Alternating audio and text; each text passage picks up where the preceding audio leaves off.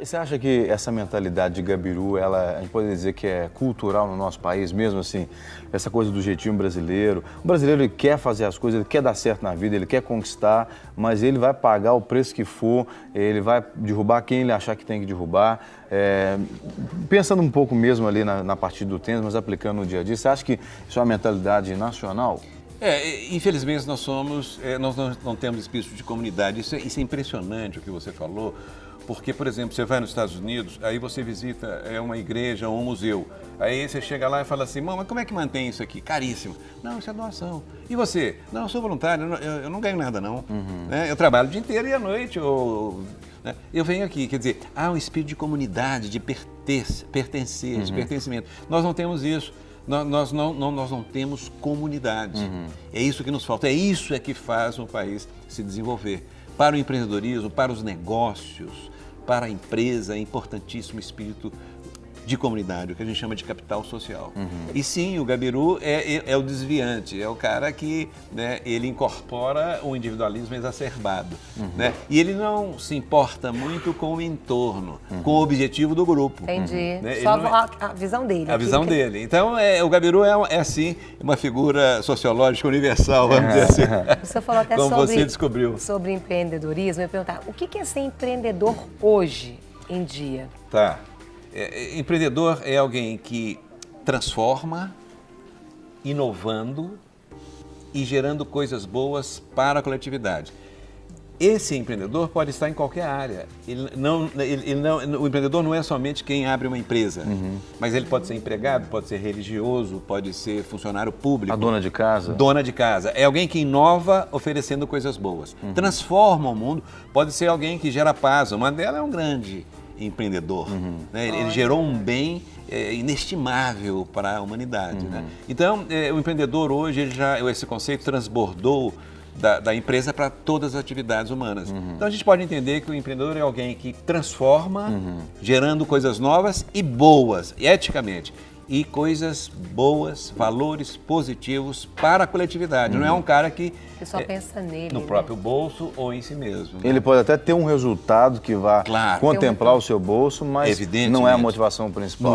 Não é o objetivo, não é eu me enriquecer. Eu vou me enriquecer e isso é bom, um país rico é feito de pessoas ricas. A gente tem esse problema com a riqueza, mas nós temos que estimular a riqueza ética, mas principalmente o empreendedor é alguém que gera coisas boas para a coletividade. Ou seja, ele não é um gabiru. Ele não é. Agora, você veio de um ambiente acadêmico, Imagino que você deve ter tido grandes desafios ali para incultar esse princípio na cabeça dos seus alunos, Verdade, infelizmente. Porque o mercado secular diz exatamente o contrário do que você está falando aí, Olha, tanto é assim que eu sempre pergunto, eu trabalho muito com sonho. Eu defino o empreendedor como alguém que sonha e busca transformar o seu sonho em realidade. O sonho aqui é a concepção de futuro. Alguém que sonha, concebe o futuro, mas não só isso, que busca transformar esse sonho em realidade. E eu pergunto aos jovens universitários, qual é o seu sonho? A maioria diz, o meu sonho é passar num concurso público. Quer dizer, nada contra o serviço público merece os melhores cérebros do país, mas os jovens vão lá, os jovens brilhantes, eles querem se aposentar aos 23 anos, aos 22 anos. E eu pergunto aos adolescentes, qual é o seu sonho? Eles me dizem, eu quero aposentar. Eles já não querem nem fazer concurso. Ele nem começou a trabalhar, mas ele já quer aposentar. Quer dizer, nós temos a cultura do não trabalho. Não trabalhar é legal. Não suar o corpo, a mente, não se dedicar é legal, é bacana. Quer dizer, isso está na base da nossa... E o nosso sistema educacional, quer dizer, ele é contra, ele inibe profundamente o potencial empreendedor. Nós temos o potencial empreendedor que é inibido pela escola e pela família. Você vê as crianças entram criativas, toda criança é empreendedora. Ela entra na escola aos 3, 4, 5 anos e com o passar do tempo a sua capacidade de criar, a sua criatividade baixa a ponto de quase inexistir. O que você está falando aí retratou um pouco um fato que aconteceu dias atrás, quando o MEC resolveu fechar vários cursos cursinhos pré-vestibulares, mostrando exatamente a falta de qualidade deles, cursos que não passaram na aprovação do MEC. A gente vê as faculdades aí tirando notas baixíssimas na avaliação do MEC. A gente vê o Brasil, embora a nossa educação básica teve aí uma melhora, um ganho, mas no cenário mundial a gente também está super defasado, está lá nas últimas posições, dentro dos 65, se não me falha a memória, nós estamos nos 58. Quer dizer, isso tudo refletindo o que você está falando. O nosso sistema educacional vai meio que neutralizando o poder de criatividade do ser humano. Olha, o empreendedorismo me fascina porque o foco do empreendedor é o ser humano e não alguma tecnologia desgarrada do ser humano. Né? As ciências são assim, nada contra a ciência, é isso mesmo. Mas o empreendedorismo, ele mergulha no ser humano. E no ser humano, o que é mais importante no ser humano dentro de um processo educacional? É a descoberta do talento. Não existe nada mais importante, mas a escola não trata disso. Nós passamos uma vida inteira, né, sem saber qual é o nosso real talento, a não ser por acaso. Muitos de nós... É verdade. A gente... Por isso tantas crises, até quando você vai decidir qual a profissão que você... Qual vestibular até que você vai seguir. Pois é, porque o caminho, o fluxo é o inverso. O empreendedor, o empregado, ele pergunta, ele olha para fora de si, para o mercado e diz, onde é que eu vou me encaixar? Aí ele vê uma caixinha quadrada, ele ajeita, encolhe daqui, né? e entra naquele buraco. O empreendedor não faz essa pergunta, ele pergunta, qual é o meu sonho?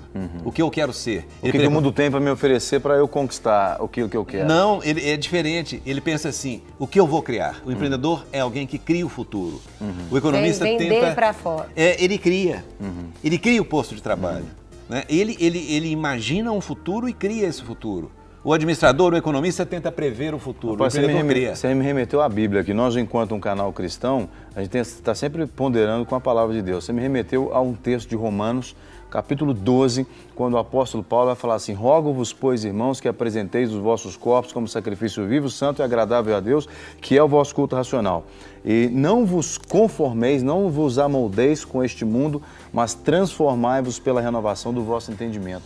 Você está falando aí, eu vendo seu olho brilhar, falando sobre empreendedorismo, me remeteu ao Criador, a Deus, né?